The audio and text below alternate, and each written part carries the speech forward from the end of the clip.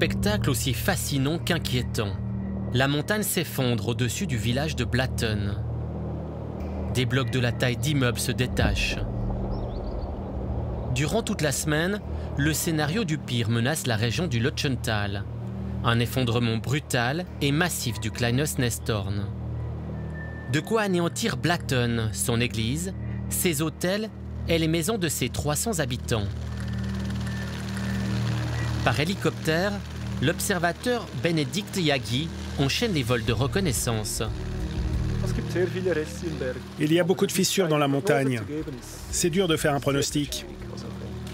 La montagne peut s'effondrer d'une minute à l'autre. C'est possible que beaucoup de roches s'effondrent d'un coup, dans une heure ou dans une semaine. Impossible d'être plus précis. Calcul de probabilité, estimation du risque, les géologues et les équipes de terrain sont sous pression.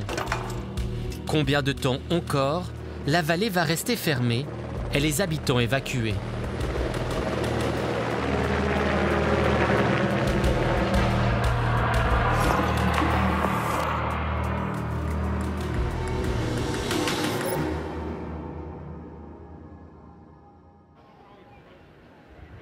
L'alerte est lancée lundi matin. Les habitants de Blatten ont quelques dizaines de minutes pour s'enfuir. Ils sont rassemblés dans un village en contrebas. Hallo. Also das Auto kann ich der Ubernabs im Sporting dort, da wäre ich offen. Jacqueline et sa sœur ont pris le strict nécessaire. On a dû tout abandonner dans notre maison. Il faut espérer qu'elle sera encore intacte à notre retour. Certains habitants ont été séparés durant l'évacuation. Tous essayent de rassurer leurs proches. Dans cette salle de gym, les autorités enregistrent chaque personne. On vérifie que tout le monde a bien été mis à l'abri. Parmi les gens évacués, il y a Lucas Kalbermatten. Sa famille tient depuis 3 générations l'hôtel Edelweiss au centre de Blatten. Ja, gut. Also viel Kraft. Ja, dir ruhig. Ciao. Ma femme a téléphoné, on doit évacuer le village. Et c'est pour ça que j'ai seulement le téléphone, le porte-monnaie et ça, les habits que je porte. Dans cette région du Haut-Valais, la solidarité est grande. Tous les habitants ont trouvé un toit chez un proche. Ce soir, Lucas, lui, va dormir chez ses beaux-parents à Kippel, un village à quelques kilomètres en aval de Blatten. Oh, hallo zusammen. Hallo. Ja, das geht. Ja, es ist ausgebrochen. Ja, es sieht komplett anders aus. Ja, jetzt können wir nicht anders als warten.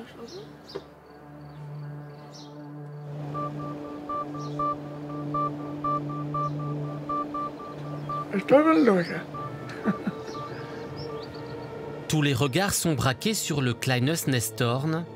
Cette montagne, autrefois paisible, menace désormais la vallée. Le bruit des chutes de pierres résonne au loin. L'effondrement complet semble imminent.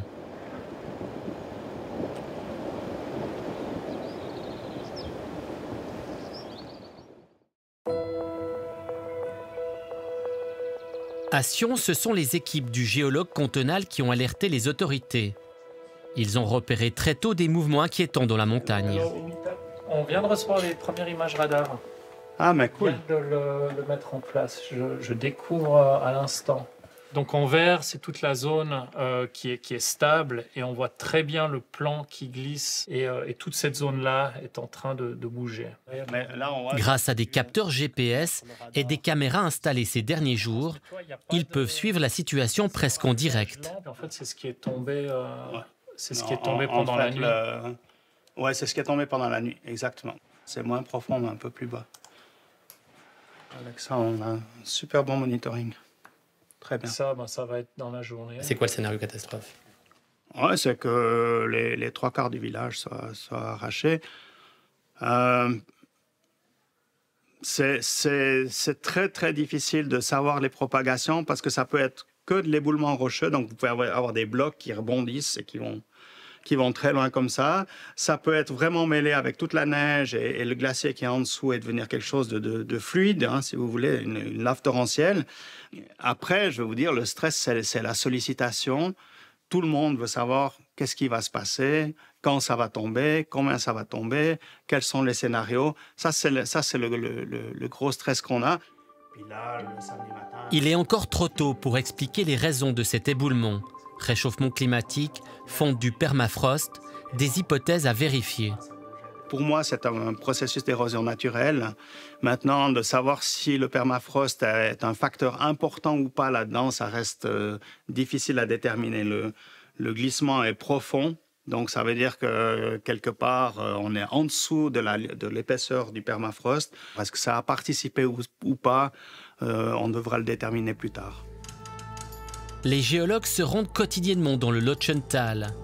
Guillaume Favrebull du service des dangers naturels doit informer la commune des dernières prévisions.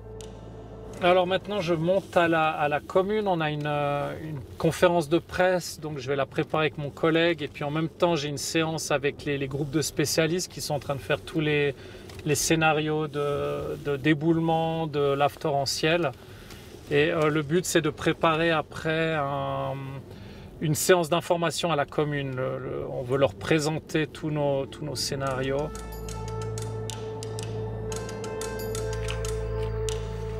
La séance se passe à huis clos avec les autorités. Ce sont elles qui doivent décider ou non du maintien de l'ordre d'évacuation. Chaque jour, une conférence de presse est organisée pour informer la population. C'est tout un village, tout un canton qui retient son souffle.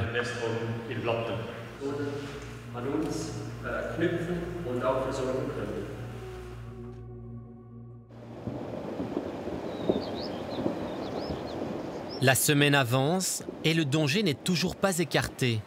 La route de Blatten reste fermée. On retrouve Lucas Kaldermatten. Son épouse et sa fille sont bloquées dans un hameau. Elles se sont réfugiées sur les hauteurs, de l'autre côté de Blatten.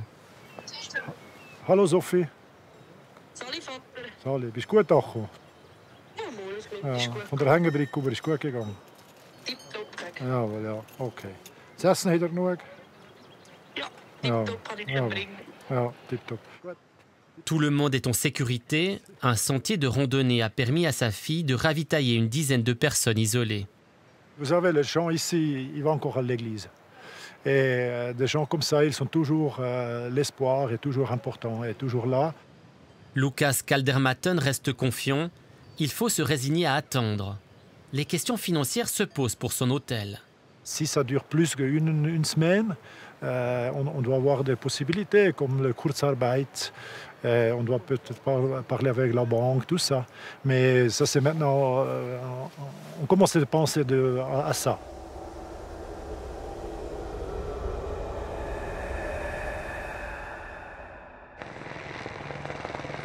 Alors que la montagne continue de s'effondrer, cette image a fait le tour du monde. Loni, la vache volante. Elle a dû être évacuée par hélicoptère à cause d'une blessure pour rejoindre en toute sécurité le reste du troupeau. Le symbole d'une Suisse qui met tout en œuvre afin de sauver ses vaches. Pour le géologue cantonal, la situation reste complexe. Une bonne nouvelle toutefois, les rochers tombent progressivement. Ça, c'est la situation qu'on a hier. Il y a encore tout le sommet du Kleines Nestorn qui est là. On a notre balise GPS qui se trouve sur le sommet là. Et puis, 24 heures après, voilà, il y a la moitié de la montagne qui est tombée.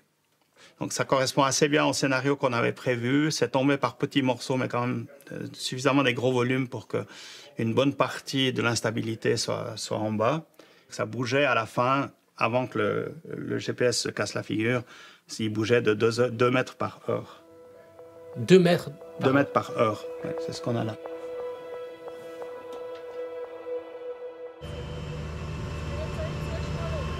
Après plusieurs jours de mauvais temps, les vols en hélicoptère peuvent reprendre en fin de semaine.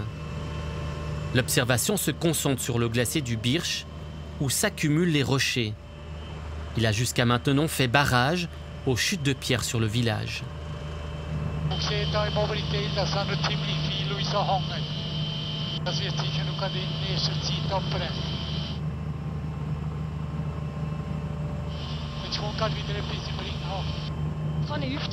Sous le poids de millions de mètres cubes de pierre, le glacier bouge de plusieurs mètres par jour. Les équipes du géologue cantonal ont repéré des fissures. En cas d'effondrement, des laves torrentielles pourraient se former. Mais le scénario du pire est derrière. Pour nous, c'est quand même le meilleur scénario qui se passe actuellement, c'est-à-dire une désagrégation assez lente et progressive de la montagne.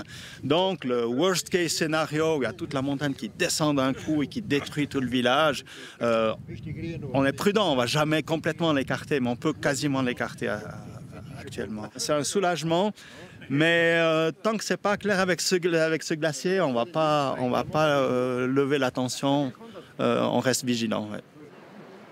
Le travail des géologues se poursuit. L'ordre d'évacuation est maintenu.